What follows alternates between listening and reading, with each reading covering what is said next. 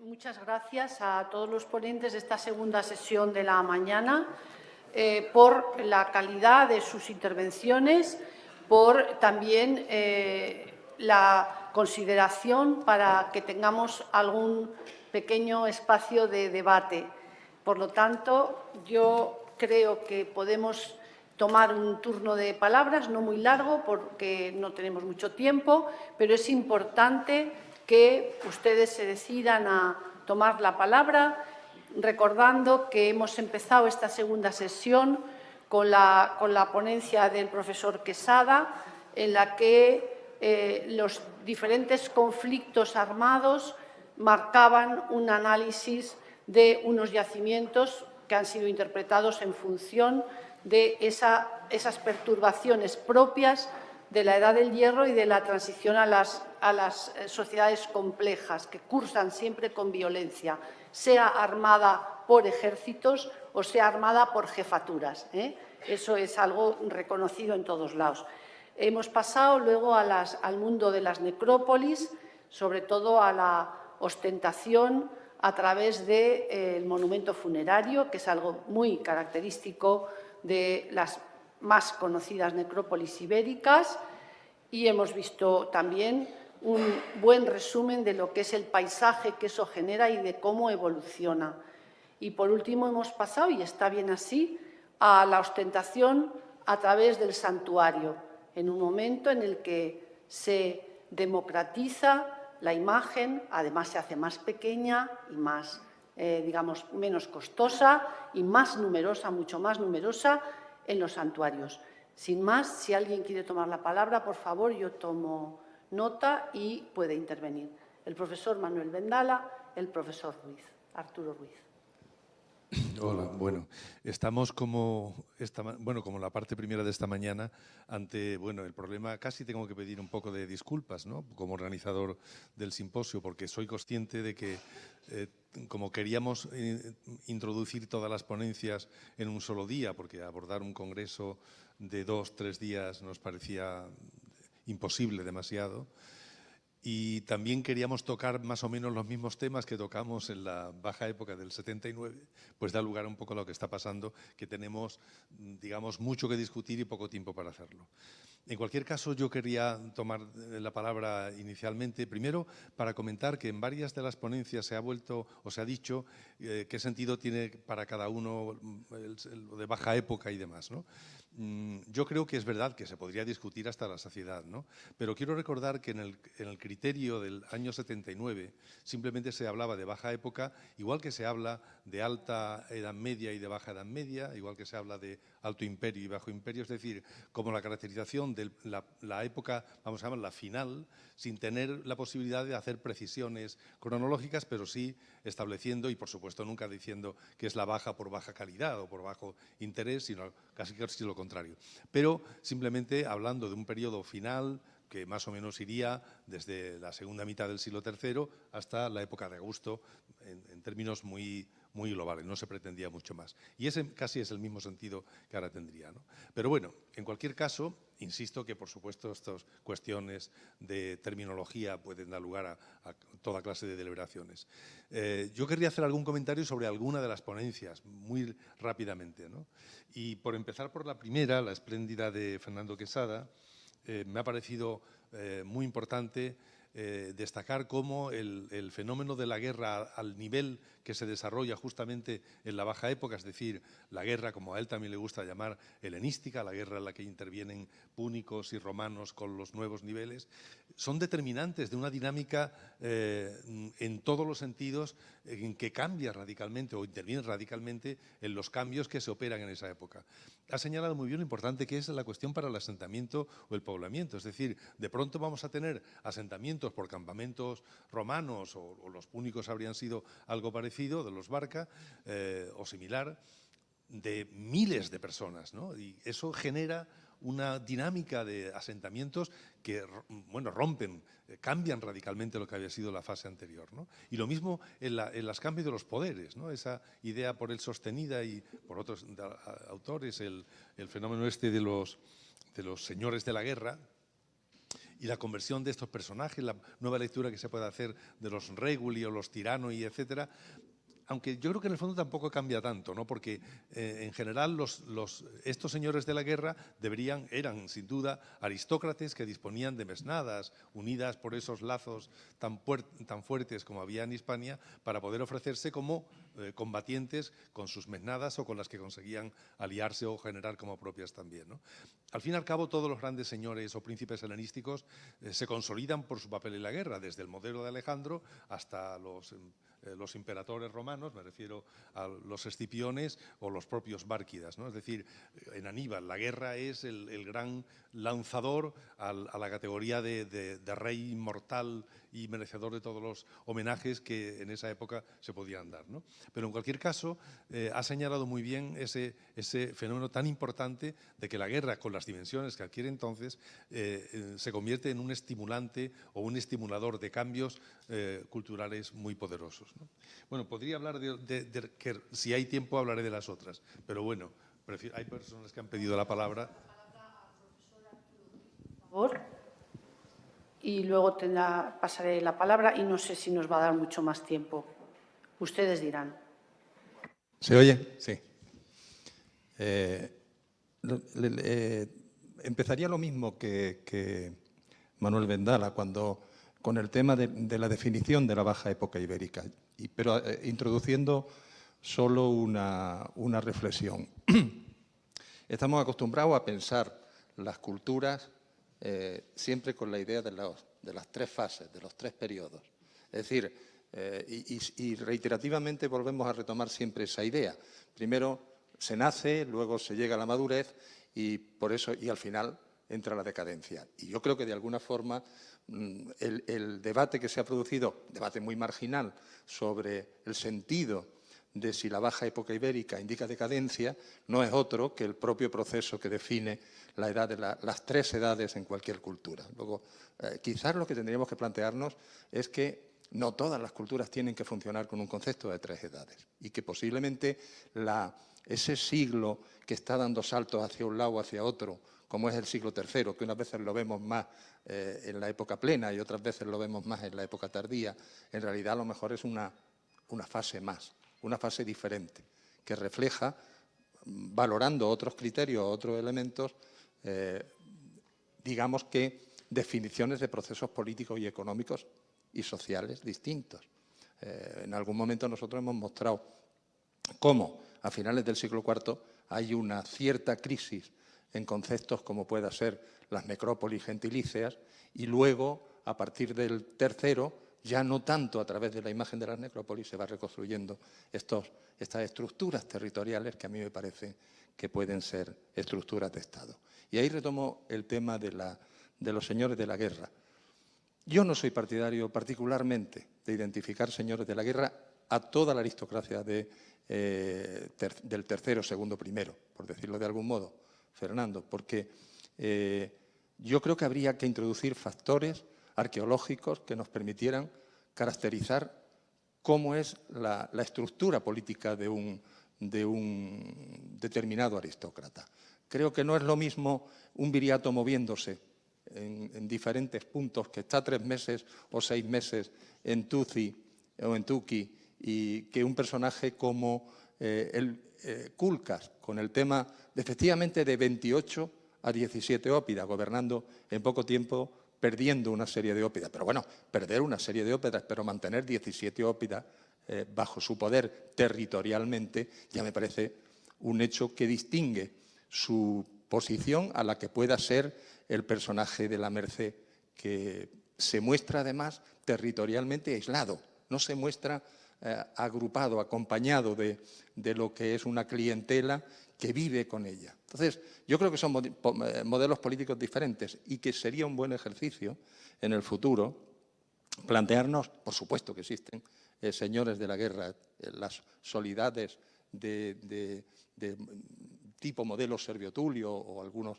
personajes de Etrusco que conocemos, nos están mostrando este tipo de relaciones militares que se acaban imponiendo sobre otro tipo de relaciones gentilicias como como puedan ser las que definen las aristocracias del siglo IV.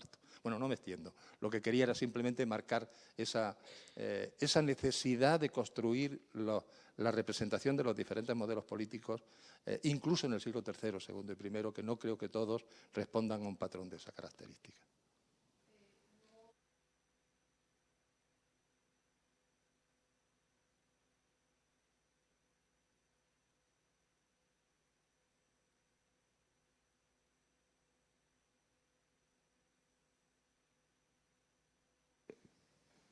Muy breve, muy breve.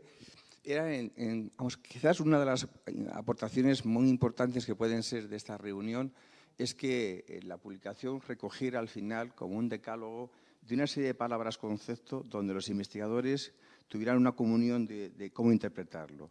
Vamos a ver, somos cartesianos, porque como queremos entender las cosas que nos rodean, bueno, no nos entendemos ni entre nosotros mismos, pero intentamos entender el pasado, ¿no? Entonces es verdad que tiene mucha fuerza la idea que naces, te desarrollas y mueres. En este caso, para mí, la cultura ibérica ni siquiera sé si tiene 3, 4, 5 o 7 culturas, 7 periodos bien diferenciados, pero muy brevemente.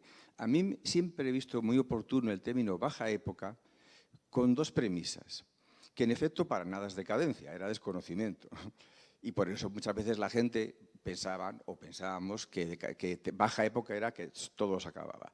En la medida que uno nunca sabe cuándo va a acabar, no puede mirarlo con retrospectiva. Pero sí es verdad para mí 2 factores muy importantes para cómo estudiar la baja época.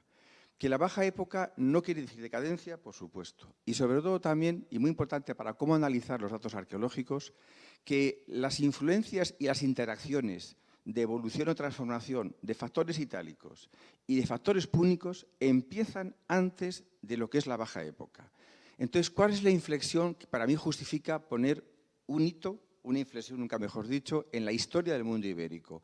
Pues lo que ha dicho va muy bien Fernando Quesada, que no es porque estamos de la misma universidad, sino porque veo que ahí hay un hito, y es que a las influencias e interacciones y presencialidad púnica, y luego también la romana, las grandes guerras que se van a producir ahora van a conllevar tantos cambios que permite hablar a partir de entonces no de cómo funciona lo púnico o cómo funciona lo romano, sino ese mapa bélico en la península ibérica, indirecto, porque aquí vienen a solucionar un problema ajenos a los ibéricos, provocará como consecuencia inmediata cambios de modelo de hábitat, cambio de redes de comunicaciones, sobrevalencia de unos asentamientos frente a otros, es decir, las guerras a un nivel insospechado y todos los cambios que inmediatamente conllevaron, es lo que para mí permite marcar el arranque de la baja época. Pero yo creo que sería un error creer que la baja época que supone la influencia de cosas romanas, la influencia de cosas púnicas. Se estaban produciendo antes.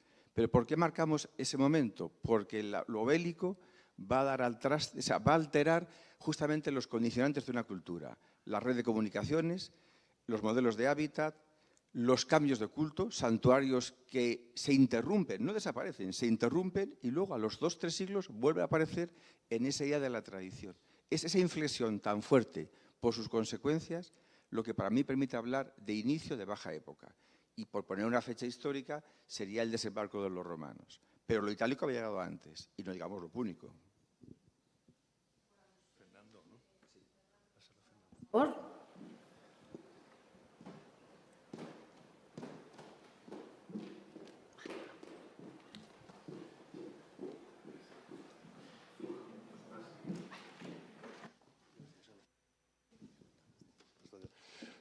Pues no puedo menos que agradecer los comentarios. Comenzando por Kulkas, si he utilizado a Kulkas en relación con el fenómeno de los señores de la guerra, que es un concepto que no se ha tenido prácticamente en cuenta para este periodo en la península ibérica hasta hace muy poco tiempo, es porque lo dice Polibio.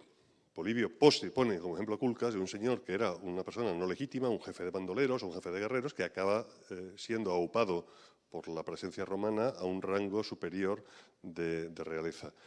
Claro, las fuentes clásicas, Polibio, Livio, tienden a utilizar términos helenísticos o latinos para definir relaciones sociales que no necesariamente corresponden exactamente a lo que ellos entienden por realeza o a lo que nosotros entenderemos por realeza.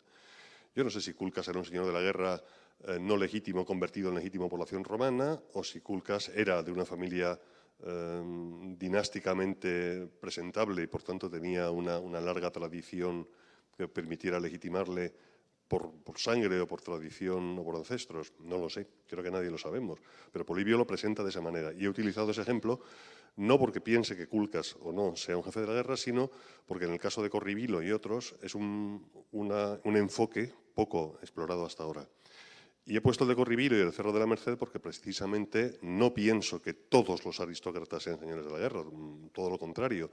Mi idea es que en el cerro, vamos, en el Oppidum de Cabra tiene que haber unas aristocracias ciudadanas tradicionales y el Cerro de la Merced a 5 kilómetros no se ve directamente, es un centro de poder paralelo a.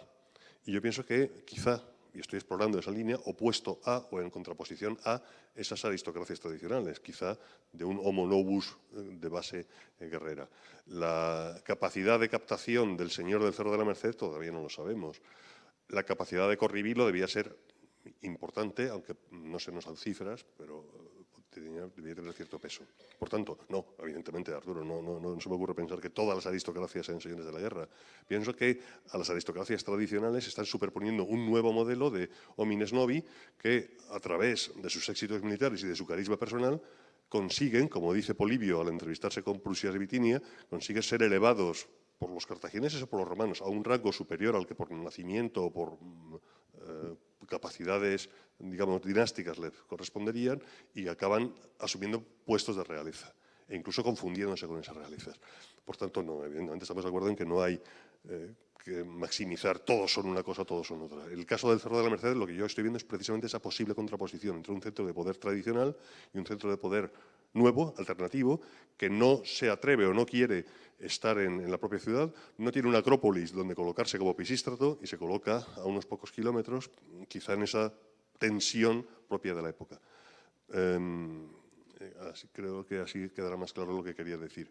Y en el caso del concepto de baja época, yo lo he dejado bien claro. Mi punto de vista es, baja época es un concepto puramente cronológico. Creo, y estoy de acuerdo con Juan, en que el mundo ibérico está en plena floración a mediados del siglo III y ese proceso se ve truncado, no sé si para bien o para mal, pero se ve truncado porque la península se ve envuelta en la guerra mundial de la época, en una guerra de unas consecuencias brutales.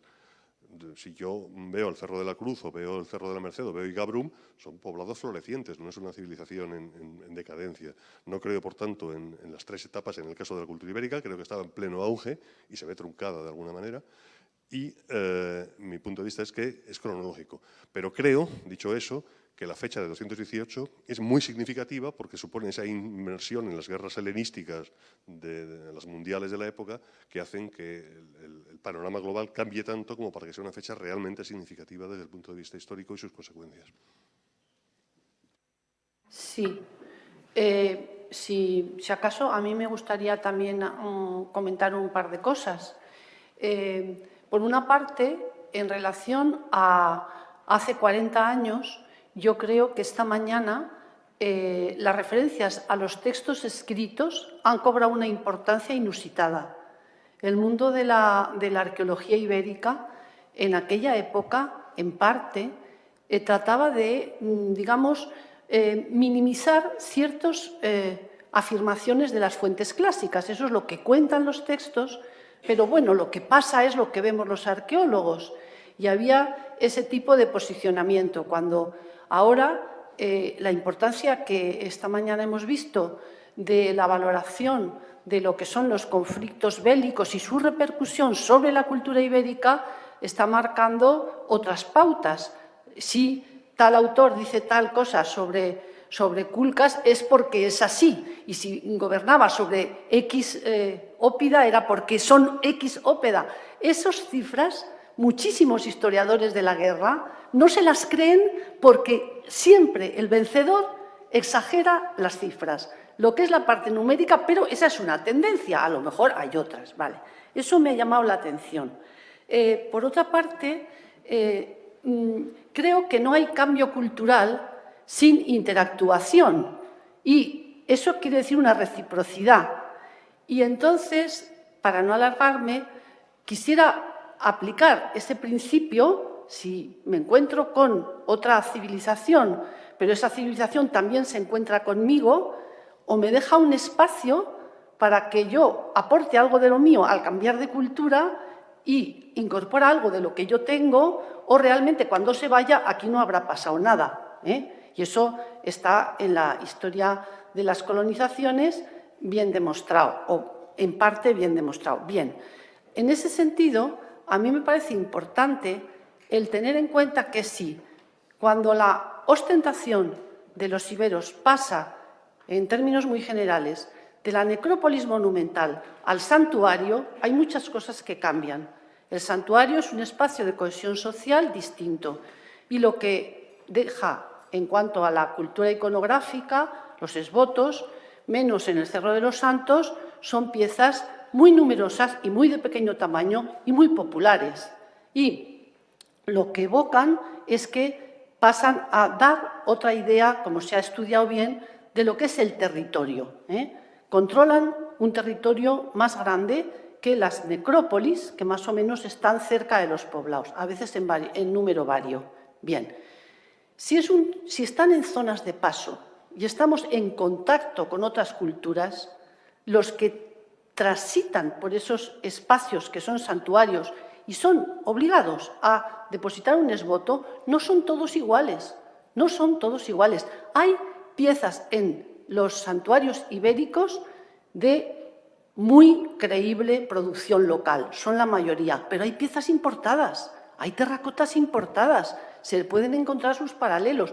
¿De mucho valor? Pues no, porque son piezas de 15 o 16 centímetros de altura o más pequeñitas que no tienen ese tipo de valor. Por lo cual, ¿quiere decir que la religiosidad es únicamente la religiosidad, entre comillas, ibérica? Para mí no. Es un espacio de cohesión social transitado por personas que no todas son iguales y algunas veces lo indicarán con la ofrenda que depositan, que puede ser una imagen de una divinidad extranjera, pero no hay una transferencia de creencias y, por lo tanto, de culto, si no hay transferencia de muchísimos más elementos culturales.